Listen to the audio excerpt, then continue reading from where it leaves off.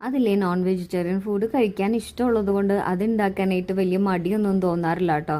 പക്ഷേ non vegetarian ഉണ്ടാക്കി കഴിയുമ്പോൾ അതിൻ്റെ കൂടെ എന്തെങ്കിലും ഒരു പച്ചക്കറി ഉണ്ടാക്കാൻ എനിക്ക് ഭയങ്കര മടി തോന്നും. കാര്യം ഓൾറെഡി നോൺ വെജ് ഉണ്ടല്ലോ, അത് കൂട്ടിയും കൂടെ കഴിച്ചാൽ പോരെ എന്നുള്ളൊരു മൈൻഡായിരിക്കും. മാത്രമല്ല പച്ചക്കറികളോട് അത്ര താല്പര്യകക്ഷിയല്ല ഞാൻ. അപ്പം ഞാൻ വിചാരിച്ചു കുറച്ച് വെജിറ്റബിൾസ് മേടിച്ചിട്ട് അത് കറിയാക്കി ഫ്രിഡ്ജിൽ കയറ്റി വെക്കുവാണെങ്കിൽ അത് ഉണ്ടാക്കിയ ബുദ്ധിമുട്ട് ആലോചിക്കുമ്പോഴെങ്കിലും കുറച്ച് കഴിക്കുമല്ലോ. അപ്പോൾ ഇന്ന് എന്നെ തന്നെ മോട്ടിവേറ്റ് ചെയ്യാൻ വേണ്ടിയിട്ട് കുറച്ച് പച്ചക്കറികൾ ഉണ്ടാക്കുകയാണ് ഗൈസ് നമ്മൾ. എന്തായാലും വെജിറ്റബിൾസ് ഒക്കെ കട്ട് ചെയ്യല്ലേ എന്ന് വിചാരിച്ചിട്ട് അതിന്റെ ഒപ്പം നമ്മുടെ ABC ജ്യൂസിനുള്ള വെജിറ്റബിൾസും കട്ട് ചെയ്യുന്നുണ്ട്. അതായിരിക്കുമ്പോഴത്തേനും വെജിറ്റബിൾസ് ഇത്തിരിയെങ്കിലും കഴിക്കട്ടെ എന്ന് പറഞ്ഞുകൊണ്ട് അമ്മ വെജിറ്റബിൾ ബിരിയാണി ഒക്കെ ഉണ്ടാക്കി തരുമായിരുന്നു.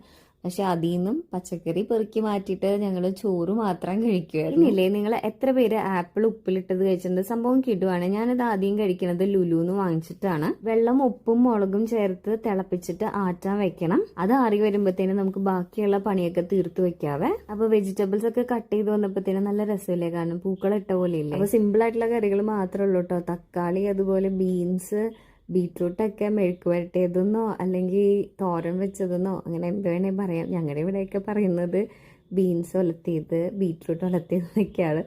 ഓരോ സ്ഥലത്ത് ഓരോ രീതിയിലാണല്ലോ പറയുന്നത്. ഇനിയില്ലേ, നമ്മൾ ആപ്പിൾ ഉപ്പിലിടുമ്പോഴത്തേനും കുറച്ച് പുളിയുള്ള ആപ്പിളാണ് എപ്പോഴും ടേസ്റ്റി ആയിട്ട് വരാം. അങ്ങനെ ABC ജ്യൂസും കൂടി അടിച്ച് പരിപാടി അവസാനിപ്പിച്ച് ഇനി കുറെ ദിവസത്തേക്ക് പച്ചക്കറി കുക്കിങ്ങിനെ പറ്റി ചിന്തിക്കുക പോലും വേണ്ട.